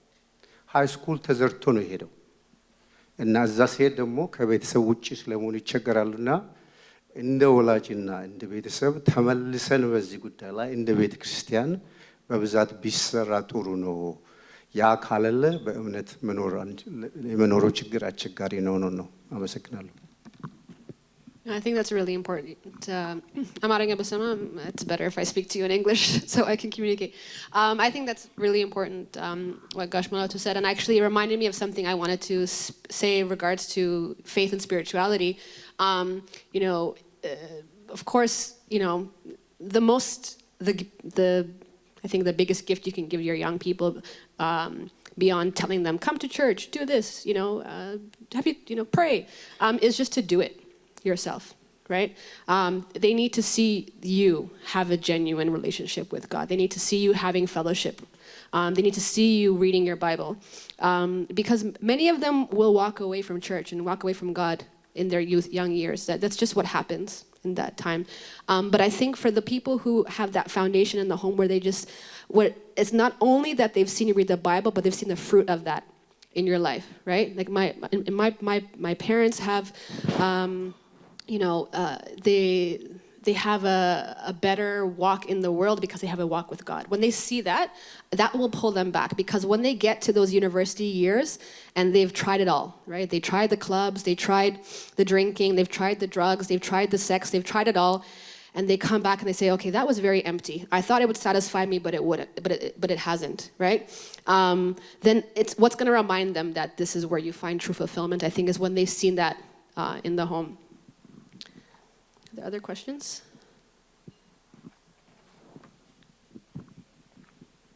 Do you have the mic or? Oh. አልፋ በጣም አመሰግናለሁ። ጌታ ይባርክሽ። ልጠይቀው የምፈልገው ነገር ምንድን ነው? እናንተ ያለፋችሁትን ህይወት በትምህርት ቤትም ውስጥ ሆነ ሃይ ስኩልም ሆነ ያን ሁሉ ችግር አልፋችሁ እዚህ ስትደርሱ በጣም ነው ደስ የሚለን። የእናንተ ደግሞ መገኘት በቤተክርስቲያን ውስጥ ትልቅ ነገር አለው እና ትልቁ ልመናዬ ምንድነው? ለኔ ቤተሰብ ብቻ አይደለም፣ ለጠቅላላ ቤተሰብ ከዚህ ቤተክርስቲያን እንደናንተ የሚያስተምሩ ሰዎች እንድታፈሩ ለምናለሁ። ሌላው ምንም ነገር የለኝም። ሌላው ደግሞ ምንድነው? አሁን ትልቁ ችግራቸው ካናዳውያን ናቸው እያልን ግን ኢትዮጵያዊነታቸውን ሩታቸውን እንዲረሱ እናደርጋለን። በኋላ ግን ተመልሰው ከጊዜ በኋላ ወደኛ እንደሚመለሱ ያውቁታል፣ እናውቀዋለን። እኔም ራሴ ለምን በትምህርት ቤትም ሆነ በስራ ላይ የሚያጋጥማቸው ቡሊንግ ምንድነው ስሙ? ይሄን ነገር መናገር ካለብኝ ልናገረው፣ ለሁላችንም ትምህርት እንዲሆን ነውና ኔገር የሚሏቸው ነገር ስም ይሰጧቸዋል። ምንም ቀይም ቢሆኑ ያ ነገር በጣም ይጎዳቸውና ፋይት ላይ ይገባሉ። ተመልሰው ወደኛ ወደ መጡበት ቦታ ነው የሚመለከቱትና ይሄንን ነገር እንዴት ነው ታስተምሯቸዋላችሁ ወይ? እንደዚህ ክላስ አግኝታችሁ ተዘጋጅቶላቸው ለወጣቶቹ ማስተማር የምትችሉበትን መንገድ ብትነግሯቸው ብታስተምሯቸው፣ ዞሮ ካናዳ መወለዳቸውን አይዲው ነው እንጂ ሩታቸውን መርሳት እንደሌለባቸው ይሄን ነገር ግልጽ ታደርጉላቸዋላችሁ ወይ? ይሄን ነገር ለመጠየቅ You might not like my answer. I'll tell you this. Because I think, this is what I was talking about earlier. I think first of all, what it means to be Canadian and what it means to be Ethiopian or Eritrean are not fixed things, right? If I were to ask everybody here, what does being Ethiopian mean? All of you would have different answers, first of all. And I think it's not fair to tell our children that they have to return to their roots, because my experience has been, and again I said this is something that I've interviewed many young people for my own research on this very specific issue, is that what ends up, what really happens in reality is that they get to a point where they create for themselves their own identity that's a blend, right? And my blend is going to be different from somebody else's blend, right? Yes, there is racism in Canadian culture. Yes, I grew up being told I'm not Canadian enough, I'm also not black enough, right? Because maybe I'm not Jamaican or whatever, I'm not black enough, I'm not Canadian enough, I'm not Ethiopian enough. Yes, and so you kind of stand back from all of this, and sometimes we talk about that as if it's necessarily a negative thing, that everybody's going to be in a crisis, but I don't think that's necessarily how it has to be. I think it's an interesting place to be, to say, okay, I have all these influences, right? I have this Canadian connection to Canada, I have this connection to Ethiopia or Eritrea, I also have this connection to this racial identity, right? And so I think as parents, what the best thing that we can do is to say, here are all the amazing things that we have to offer as Ethiopians, right? We have this rich language, rich history, rich culture, expose them to it, right? But also to accept that they're going to have to decide for themselves, what aspects of those. Your kids may never care who Azaminelik was. They just may never care, right? They might never speak a word of Amharic. Does that make them a bad Ethiopian? No, right? But that's the message that they receive a lot of times.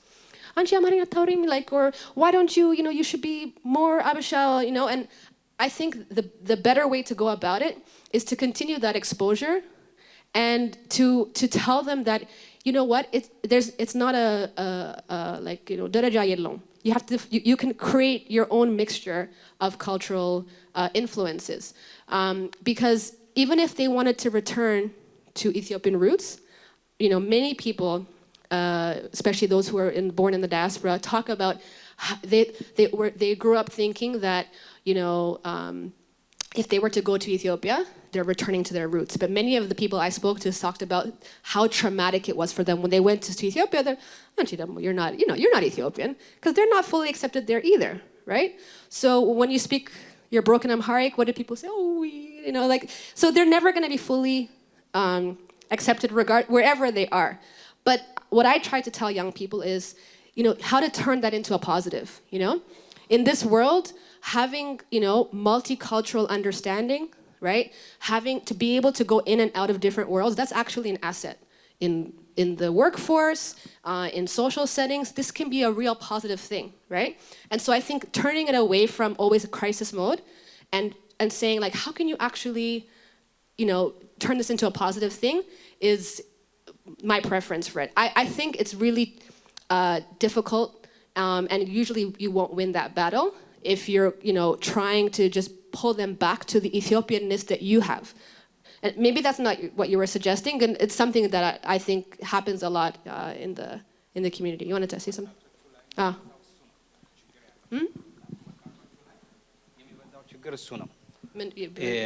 ምንድነው ይሄ ላይክ ሬሲዝምነቱና Yeah. ወጣቶቻችን በጣም ይጎዳሉ። አሁን እኔ የኔ አባባል ምንድነው እሱን እንዴት አድርገው እንደሚያልፉ አሁን ትምህርት ቤት ውስጥ ያስተምሯቸዋል እና ያንን ሲያስተምሯቸው እንዴት አድርገው ራሳቸውን ዲፌንድ እንደሚያደርጉ ራሳቸውን ያንን ነገር እንድታስተምሯቸው ነው ዋናው ነገር እንጂ ከሶሻል ላይፍ ላይ መውጣት አይችሉም። አቋዋለሁ እናቋዋለን ሁላችንም እና ይሄንን ነገር እየተገኛችሁ በለተለያየ ነገሮች ልጆቻችሁንን ከታች ያሉት እያሳደጋችኋቸው ትመጡ ነገ ጧት ሀርት አይሆኑም። It's important to share that message because sometimes we don't acknowledge that they're experiencing racism in the household. You know, as Abisha parents, but God, just tawacho, they're fine. They don't know anything what they're talking, but that's real hurt that they're feeling. They're, you know, so really acknowledging that trauma, those negative experiences, and talking about that in the home, and I think is really important within the family setting. But as you said, when we bring young people together, having those discussions in the church or in the community are also really important. Yeah, thank you so much. That's so important. There was a question here, Sam.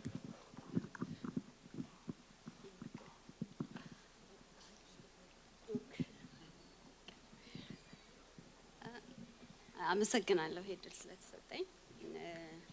እኔ ከመጣሁኝ አንድ አመት ከምናምን ሆኖኛል እዚህ ከመጣሁና ልጆቼ የገጠማቸውን የራሴን ቻሌንጅ ነው መናገር እንፈልገው ስፔሻሊ በቸርች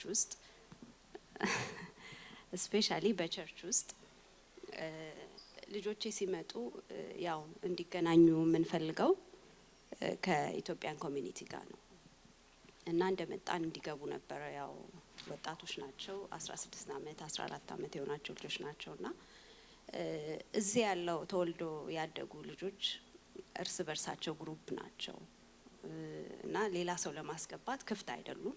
በእርግጥ ልጆቼ እንግሊዘኛ ይችላሉ፣ ችግር የለባቸውም ነበር ሲመጡም እዚህ ቋንቋ ለመናገርና ግን አብሮ ለመቀጠል በጣም ተቸገሩ። አሁን አንድ አመት ሆኖኛል። እስካሁን ከማጋ እንደሚሆኑ ግራ ገብቷቸዋል። እዚህ ያሉት አያስገቧቸውም። ኦኬ ብዬ ነጮች ቸርች ወሰድኳቸው። እዛ አትሊስት ይሻላል። ግን እንትናቸውን እየጠሉት መጡ። እዛ ጥሩ መንፈሳዊ ህይወት ነበራቸው። እዚህ ሲመጡ ግን ብቸኝነት ተሰማቸው እና ጥሩ እንትን ላይ አይደሉም ያሉት። ጭራሽ ቸርች ወደ መጥላት እየሄዱ ነው። እና እዚህ ያለው የወጣቱ ሰርቪስ ለእንደዚህ አይነት ልጆች ምንድነው ቦታ የሚሰጠው? ቅድም ትንሽ ተነስቶ ነበር ጉባኤው ላይ። ይሄ ነገር በደንብ ከነሱም በኋላ የመጡ ልጆች አሉ፣ ወደፊትም ይመጣሉ። አንደኛ ክርስቲያን ነው፣ ሁሉንም ሰው ልናቀፍ ይገባል። እንኳን አይደለም የራሳችንን ሌላም ሲቲዝን የሆነና ልጆቹስ እንግዳ ስለመቀበል ምንድነው የሚማሩት? ባይብል ምን ይላል? ሁሉንም ሰው ልናቀፍ ክርስቲያን ግሩፕ ሰርቶ በዛ ውስጥ እንዲያድግ አይደለም። እና ይሄም ነገር እንድታዩት ወይም ደግሞ የራሳቸው ግሩፕ እንዲያቋቁሙ የመጡ አዲስ ልጆች የራሳቸውን ነገር ፈጥረው በጌታ ቤት የሚቆዩበትን መንገድ ቢፈለግ። ሁለተኛ ደግሞ መጠየቅ የምፈልገው ያንቺን እናት ነው ከተፈቀደልኝ እና አልፋን ሲያሳድጓት እንደው በጣም የተጨነቁበት ጊዜ ነበረ። ምን ትሆናለች? እኔ የምፈልገውን ነገር አልተቀበለችም እና እርሶ በሚፈልጉት መንገድ ነው የሄደችው ወይንስ በራሷ መንገድ ሄዳ ነው እዚህ ደረጃ የደረሰችው? ተጨንቀውስ ነበር ወይ? እንደው ትንሽ ሼር ባያረጉን።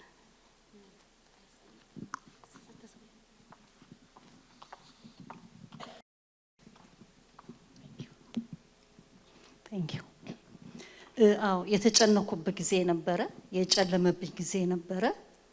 እውነትሽን ነው። ግን እንዴት ሆንሽ ብትይ የረዳኝ ቤተክርስቲያን ነው። የሆነውን ነገር አማከርኩኝ፣ ለጌታ ስጫሉኝ፣ ለጌታ ሰጠኋት፣ እዚህ ደረሰች። በእኔ የሆነ ነገር ምንም ነገር የለም። የኛ ቤተክርስቲያን ብዙ ነገር ሰርቷል። እነኚህ ልጆች እና እስቂያስን በሙሉ እነዚህ የምታዩአቸውን እዚህ ደረጃ ላይ ያደረሰ ቤተክርስቲያን ነው። አሁን ይሄንን ሰውዬ ብታዩት እዚህ ጋር የቆመው የሸበተው እነሱ አንጀቱን አቃጥለውት ነው እዚህ ያደረሱት ያ እና እያንዳንዱ ሰው ስራ ሰርቷል። ሚስቱን ትቶ ልጆችን ትቶ ከነሱ ጋራ በየግሪኩ ሬስቶራንት እየዞረ ይሮጥ ነበር። ቤተክርስቲያን ነው እንጂ እኔ አይደለሁም። ይሄም ደግሞ ብዙ ምስካሪዎች አሉኝ።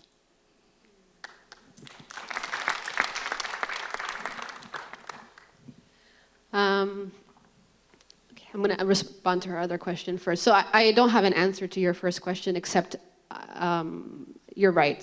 And I think part of the issue, we've heard it from many people before, is many of the young people in this church really grew up with each other, right? Like from birth. They are with each other not just on Sundays, but Friday, Saturday, Sunday. They're very much connected. It's a beautiful thing. But it's also so hard for people, not only Ethiopian, it's anybody that comes from outside into the church.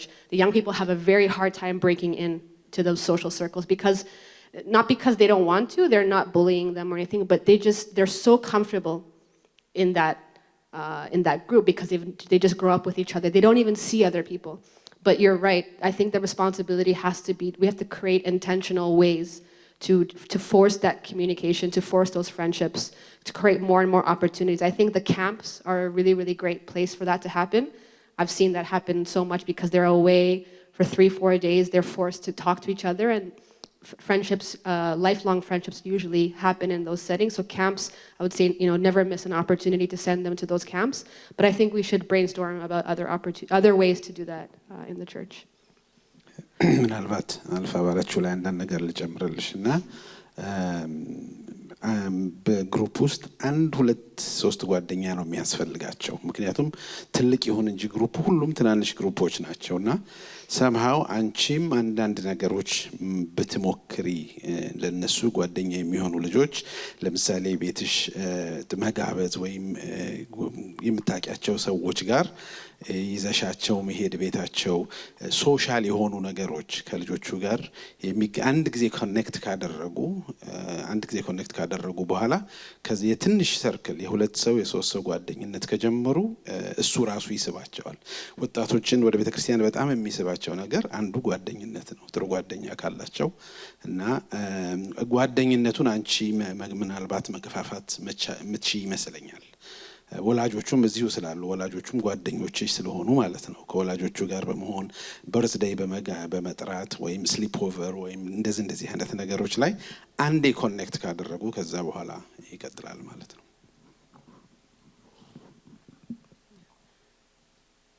I think it was Sammy and then Aruba.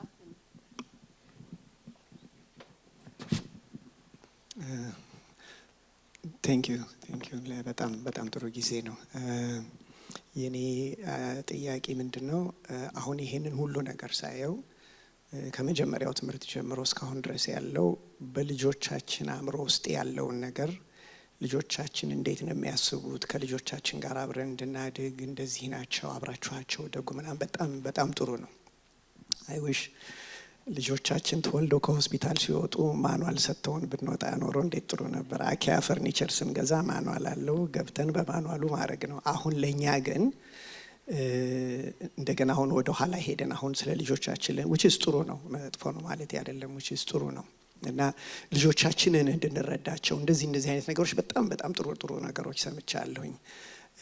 እኛ ደግሞ እንደዚህ ነን፣ በቃ አሁን እንደምታዩን ነን እና እኛን ደግሞ አሁን ስለ ልጆቻችን መቀየር ብዙ ነገር እንሞክራለን፣ የምንችለውን ሁሉ እናደርጋለን። የዚህም ነገር ዋናው ሀሳብ እሱ ይመስለኛል፣ እኛን ሳምሃው ወደ አንድ ነገር ለማምጣት ነው። በጣም ኢፌክቲቭ ነው።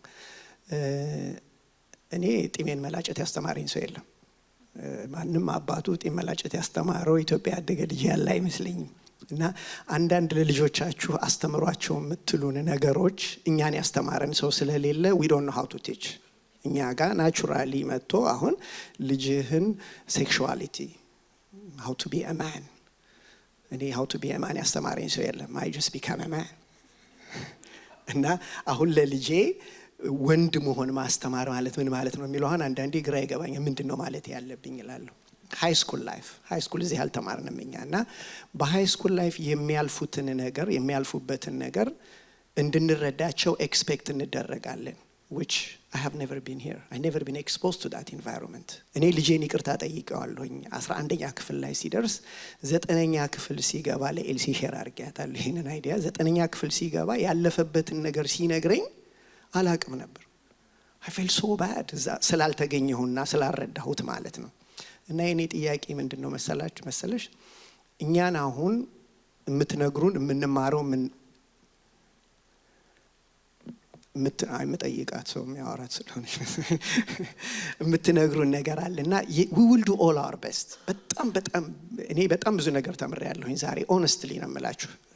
እና ለልጆቻችን ደግሞ የኛን ማንነት ማን ነው የሚያስተምርልን? ምን ፕላን አላችሁ? እነዚህ ሰዎች እንደዚህ ናቸው፣ እንዲህ እኮ የሚያስቡት እንዲህ ስለሆነ ነው ብላችሁ ስለ ልጆቻችን እናንተኛን እንደምታስተምሩን የሆነ ፎረም ደግሞ ቢኖር ስለኛ ለልጆቻችን የሚያስተምርልን እነዚህ ሰዎች እንደዚህ ናቸው፣ እንዲህ ነው የሚያስቡት። ለምን መሰለህ እንዲህ የሚያስቡት እኮ እንዲህና እንዲህ ስለሆነ ነው። ይሄ ሚቹዋል የሆነ አንደርስታንዲንግ ሲኖር ሁለታችንም ትንሽ ላይፍ ይቀለናል ብዬ እላለሁና ለልጆቻችን ደግሞ የኛን ማንነት የምታስተምሩበት ፎረም ማሰብ ታዘጋጁ። I'm really glad you asked that because I want to say a couple of things. One, I hope you don't think from what I said that I'm suggesting that you have to go home and teach them all of these things. Because the message I want to communicate is this is what your young person is dealing with. This is what they're trying to navigate and make sense of.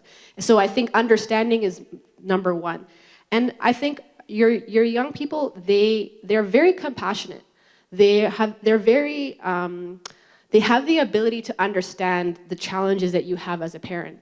I think especially when you're a child of immigrants, you see the struggle every day. I don't expect you to have it all sorted out. So I think, yes, you have your shortcomings. Sometimes my mother would say like, oh, I've done this and I wasn't able to do this for you. And I look at her, what are you talking about? I didn't feel that. Like that was, because what I saw was what she did do, right? So, you're doing great and your parents see that. They see your efforts and yes, you can't do everything and yes, you have gaps in knowledge, but that's okay. I think the message should be that one, have that understanding of what their reality is. Two, just genuinely listen to them, just sit down and say, I don't know how to help you navigate this, but I'm here to I want to hear about it. I want to know about it.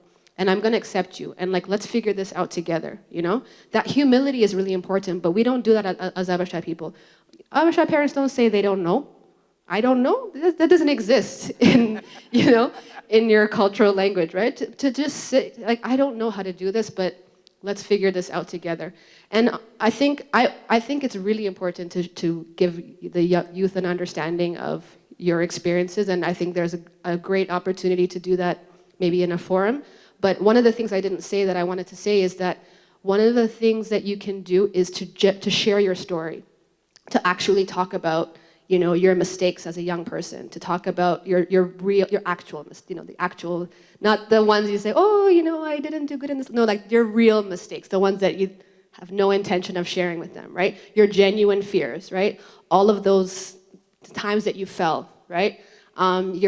the challenges in your relationship with God, like just have those real conversations, because I think, yes, we can do a forum, but what they need to do is to see you, you need to turn yourself into an actual human, right? Humanize yourself. And I think the more that you're open about, especially, and now is the time to do it, when they're like, okay, you're grown enough, like, let me tell you about my real story. You know, let me turn myself into a human, because suddenly, like, oh, wow, you're not this superhuman. You're not this, you know, perfect Christian. Like, you're a real person suddenly. And I think that breaks down so many walls in a relationship between parents and their young people. So we can do, I think, something like this, where we, you know, have some PowerPoints and talk about all of the Abisha brain and to young people. I think that it probably would be really useful, but there's a lot that you can do as well yourself. I've been told we have about 10-15 more minutes, so I think we can take a few more questions. And then I'll go to you, and then a few more. Thank you, Alpha. It was my question that he asks. ምንድን ነው አሁን ትንሽ ልጆች ያሏቸው ከሰሩበት በጣም ጥሩ ነገር ነው። በጣም እድለኛ ናቸው። እኛ ግን ልጆቻችን አድገዋልና በጣም ችግር አለ። ሁሌ ዲስከስ እናደርጋለን። እናንተ ስለኛ እንደምታወሩ እኛም ስለእናንተ እናወራለን። ብዙ አንዳንድ ጊዜ ኢንፎርሜሽኑ ሊክ ያደርግና ይደርሳቸዋል። ልጆቹ በጣም ያዝኑብናል። ቅድም ዶክተር ምህረት ሲያስተምር ነበርና ያስተማረው ጓደኛ አርጓቸው ግን ሚስጥራቸውን ካልጠበቃችሁ it's very dangerous በቃ ሁለተኛ ይሰራምና ምንድነው እናንተ ስለኛ የምትሉ what do they say about us we don't know these kids I mean I can't tell you, it's a secret. I mean no we have to break this secret, because if I talk about my daughter or my son with my sisters, we have to talk. We are, you know, confused. We have women's ministry, family ministry, and how do we solve these problems? ሁሉ ጊዜ እንነጋገራለን። እንዴት ነው ሶልቭ ስንነጋገር አንደኛዋ ምናልባት ለልጇ ትናገራለች፣ ሄዳ ልጇ ደግሞ ለልጃችን ትነግራለች። ዜውልቤ በጣም ይገሉናል፣ ቤት መጥተው ይበሳጫል። why who gave you this authorization? why you talk about this? You know, we don't want that one, but we still here. እኛ እነሱን ለመርዳት ነው የቆምነው as a community, not only my children. I want to help others too, other children too. But we have to break the ice. መገናኘት አለብን እና ምንድነው ጋፑ መሰበር አለበት። As community we need to know each other. Like we know we made a mistake, the damage is done. Like we compare other children with other children. I know እሱ ይጎዳቸዋል compare ስናደርግ እከሌ እንኳን ጎብዟል አንተ እንዴት እከሊት እንዲሆን አንቺ እንዴት ያ ነገራናቸዋል. already the damage is done. How do we fix it now? I mean, how do we break it? We have to jump. At least የኛ ያለፈውን ባናረግ አሁን ያደጉ ያሉትን ልጆች እንዴት እንርዳ? ስለዚህ ይሄንን ነው ከሳሚ ጋር ቀጥሎ ያለ ነው። we can't change. ብዙ ጊዜ we are the good listeners, we don't action አንወስድም እና እኛም የተጎዳንን እኮ I was young when I come out from my country, so ብዙ ሰፈር አርጌ ነው እዚህ የደረስኩትና እንዴት ነው እነሱም ሊረዱን ይገባል። ደግሞ አንተዋወቅም፣ በጣም አያወሩንም፣ አናወራቸውም፣ ግልጽ አይደለንም፣ ሁሉ ተደብቆ ነው ያለውና we have to break this gap, otherwise we can't help each other. I think now, given the time, I should just take all the questions, and then I can share just some final thoughts. So I'm going to go here and go there.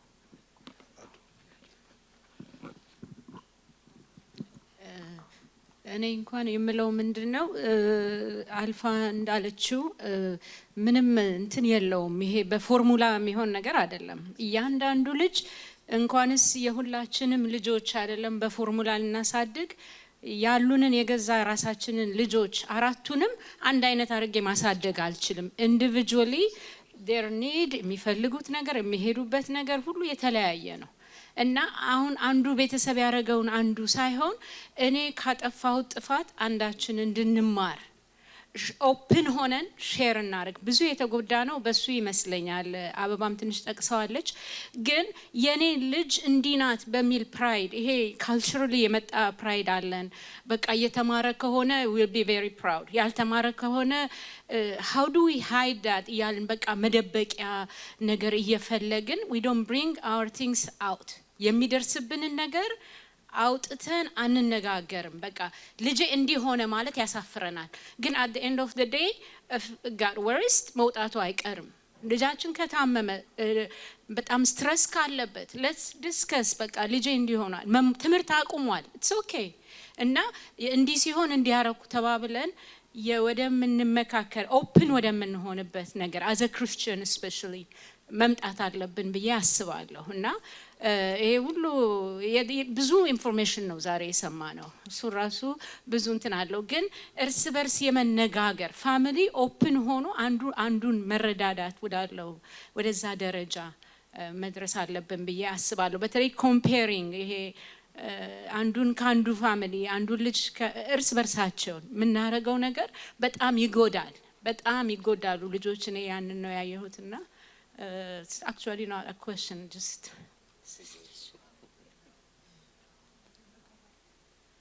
እሺ የኔ ትንሽ quite a few points አሉኝ። ባለፈው ሚቲንጋችን ጊዜ አብርሃም ትዝ ይላችኋል። ወንድማችን አብርሃም እዛ ጋር ቁጭ ብሎ ልጆቻችን እግዚአብሔርን የሚያውቁ ይመስላችኋል? one day you'll wake up and you'll find out that I'll never go back to church. You remember? ትዝ ይላችኋል? It's real. ይሄንን ነገር አሁን ወንድሜ ሙላቱ ካለው ከነገር ጋራ I'm telling you እኔ ቤት አንኳኩቷል። Okay? Open እንሁን ከተባለ I'll be open to you. Let's start now. አሁን ወር አልፎታል። He just said one day I don't feel like going to church አለ። Believe me ይሄ ልጅ እግዚአብሔርን የሚወድ በሳምንት 2 ቀን ከቸርች የማይቀር very dedicated very በጣም እግዚአብሔር ነገር ቃል ያለው ልጅ ነው። የትንቢት ቃል የተነገረበት ልጅ ነው። እኔ ይሄን የምናገረው ለምንድን ነው? መጨረሻውን ስለማቅ ነው። በእግዚአብሔር ቤት ተመልሶ እንደሚገባ አውቃለሁ። I know that. That's why I'm telling you. ስለዚህ መሆን ያለበት ነገር እህታችን እንደተናገሩት ግልጽ ሆነን እንነጋገር። አንድ ችግር ሲነገር don't think that it's not going to knock on your door. አንዳንድ ጊዜ እኛ ራሳችን እንድንነቃ እግዚአብሔር ጓዳችንን ያንኳኳል። When you don't have the heart, when you don't have the compassion for everybody's child. እዚህ ብቻ አይደለም ውጪ ላለው ልባችን ካልነቃ እግዚአብሔር በጓዳ ያንኳኳል። ይሄ እንደ ሟርት አትዩብኝ። ይሄ ሟርት አይደለም፣ ግን እውነቱን እንነጋገር። ይሄ ሰው ሲናገር ዶክተር ምህረት ምን ያህል ሲሪየስ ናችሁ አለ። That's true. How serious are we? How serious are we? ምን ያህል ነው ልባችን የተሰጠው? ኦኬ ከእግዚአብሔር ቤት ይኖራሉ። ሲወጡ ማን ነው የሚጠይቃቸው? እኛ አለቆች አይደለን ፓስተር አይደለም የምንለው። እያንዳንዳችን ሪስፖንሲቢሊቲ አለብን። እያንዳንዳችን እናቶች we are responsible ለነዚህ ልጆች። የት ቀራችሁ? what happened? ኦኬ ለነሱ ስፔስ እንሰጣቸዋለን። ስፔስ ማለት ምንድነው? ችግሩን ተናግሮ ከዛ በኋላ walk it out journey የራስህ ነው ትለዋለህ። ግን ሊስን አድርገን ልጆቹን ሰምተናቸው ያንን ስፔስ እንድንሰጣቸው። ምክንያቱም እያንዳንዱ የራሱ መንገድ አለው እግዚአብሔር ሊያስተምር ያለው ነገር ማለት ነው። እና ከቸርች የቀሩ ልጆች አሉ። እግዚአብሔር ይመስገን ሙሉ ነው። አሁንም ሙሉ ነው። የወጡትም ይመጣሉ for sure believe me የእግዚአብሔር ቃል ነው። ታተመባቸው የትም አይሄዱም። ግን ሲቀሩ ብዙ ልጆች አሉ የሚቀሩ ወላጆቻቸው የሚያለቅሱ ብዙ ወላጆች አሉ እዚህ። I'm not talking about myself. open እንሁን ስለተባለ ነው የምናገረው። ብዙ እናቶች አሉ እየመጡ የሚነግሩኝ ልጄ ቀረች ልጄ ቀረ የሚሉ። what are we doing about that? ይሄ ምንድነው የሚያስፈልገው? ስትራክቸሩ መዋቀር አለበት። በዩዝ ሚኒስትሪው ብቻ አይደለም በአደልት ሚኒስትሪ ውስጥ ልጆቹ ወደኋላ የቀሩትን ስትራክቸር ሁሉ ሰው መግባት አለበት። እንደ ቤታችን ሁላችንም እናስብበት ሲሪየስ እንሆንበት እና ልጆቹ እንዲመለሱ መንገድ እንፍጠር። ሌላው ነገር believe me ሎንግ ነው የምወስደው። ወንድሜ መሐሪ ያለው ሬሲዝም የተባለው ነገር ሴልፍ ኤስቲማቸው ዳውን ከተነካ በምንም አይነት መንገድ ያንን ቢልድ አፕ አድርጎ ፊውቸሩና ዴስቲኒውን የሚደርስበት ሚንስ የለውም። This is a crucial thing. ሬሲዝም የተባለው በተለይ ገቨርንመንት ሃውሲንግ የሚኖሩ ሃይ ስኩል ጓደኞች ይሄ ዳውን ያረጋቸዋል። አንዳንዱ ተችሎት ያመልጣል፣ አንዳንዱ ደግሞ ከተፈጥሮ ሴንሲቲቭ የሆነ ልጅ ይጎዳል። ሲንግል ማዘሮች አሉ፣ በችግር የሚያሳድጉ አሉ። ፋይናንሻል ፕሮብሌም ያለ የተለያየ ሜንታል ኬዝ ያለባቸው ፋሚሊዎች የሚያሳድጓቸው አሉ። ሲነሪው የተለያየ ነው። ስለዚህ የሴልፍ ኤስቲሙ ጉዳይ በሬሲዝሙ ላለው በሱም ደግሞ ቢልድ አፕ ይደረጉ ከመጀመሪያው ኢትስ ኤ ክሩሻል ቲንግ። በሃይማኖት ደረጃ ብናውቅ ጥቁሮች ኢየሱሶች እየተባሉ የሚሰብኩ እምነቶች ከልቶች አሉ። I have seen with my own eyes street ministry ወጥቼ ሲሰብኩ አብሬ ቆሜ ተፋልሜያለሁ። ጥቁሮች ወጣቶች ልጆች ወደ እነሱ ይሄዳሉ። ኢየሱስ ጥቁር ነው፣ ኢየሱስ ጥቁር ነው ሲባል ወጣቱን አይኔ ያየ ሰበሰቡት ስካርቦሮ ታውን ሴንተር not even 2 months ago. so ይሄ ሬሲዝም የተባለው ነገር እውነት ነው። በክርስቶስ ማንነት አይዴንቲቲ እርግጥ ነው በዋነኛው ነው። ነገር ግን ይቺ ሬሲዝም የምትባለው ነገር እሷንም ላይ እናተኩርባት እና I'm sorry I took a long time። የመጨረሻዋ ፖይንት ዌልካሚንግ ቺህታችን ለተናገረችው ዌልካሚንግ ጌስት ዌልካሚንግ የሚል ግሩፕ ቢቋቋም ከዚህ በፊት ሞክሬያለሁ። ለአንድ 2-3 ልጆች ነግሬያቸው እሷ ያለችው ነገር ከኢትዮጵያ መተው ሰዎች ስለቀሩ ስለነገሩኝ I did it but እንደ ሚኒስትሪ አልታየም። እንደዛ እናድርግ። ቤተክርስቲያናችን የተባረከች ብዙ የምታፈራ ለሀገር ለኔሽን የምትበቃ ብዙ ምሁራን ብዙ የተባረኩ ያሉ ፍሬዎች ያሉባት ናት። ጌታ ኢየሱስ ዘመንሽን ይባርከው። I think we should probably wrap it up there. I think most of the people that spoke, shared more than ask questions, and they raised some really important points. So I don't think I need to necessarily answer anything. I guess what I want to just close with is to say, as you've been given a lot of information, right? Probably more than you can process. So maybe we don't have time, but maybe if I'll just ask you to think for 30 seconds about one thing from either Dr. Murat's conversation or a discussion here that really struck a chord, that really made an impact on your heart, that you want to do one thing differently. Sometimes it's so overwhelming as parents, right? Like, how can you do all these things? But sometimes you just have to start with one thing. So I will just pause, and everybody, if you can just think to yourself, just like one thing that you're going to do and just try differently with your kids.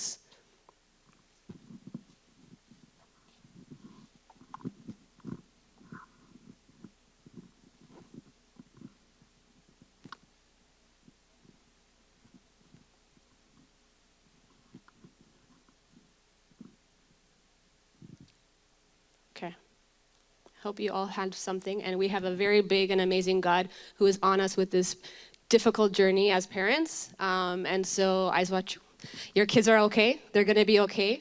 They're in bigger hands than yours. Sometimes we forget that, but you're in a really important part of that journey as well. Okay, thank you.